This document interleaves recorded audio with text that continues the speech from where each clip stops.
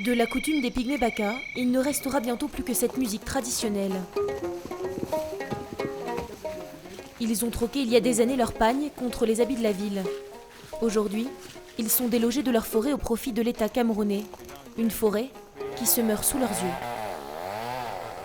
Depuis trop longtemps, ils sont impuissants face à la menace des tronçonneuses des compagnies forestières. Actuellement, nous pouvons compter 25 machines dans la forêt qui ronflent et qui sont là, qui travaillent jour et nuit.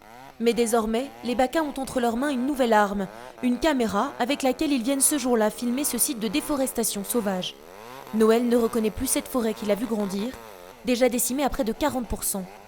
Lorsqu'on abat un arbre, ça ne part pas tout seul, ça ne va pas tout seul, ça entraîne encore d'autres arbres. Chaque arbre a une vertu en elle. Donc, ça détruit beaucoup. Face à la caméra, les Baka dénoncent la disparition de ces arbres qui est devenue une menace pour leur alimentation.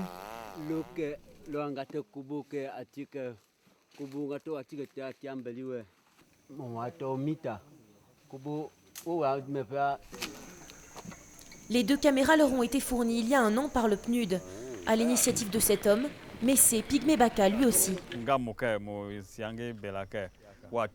Avec son association, il forme les siens aux techniques de tournage et essaie de faire comprendre le concept de réchauffement climatique.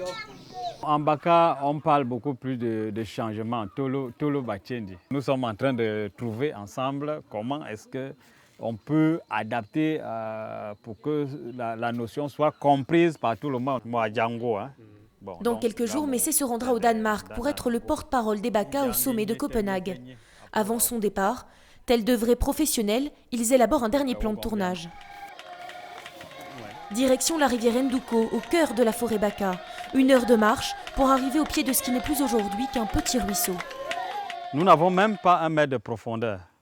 Pauline, une des héroïnes du tournage, prend la parole pour dénoncer l'assèchement de cette rivière.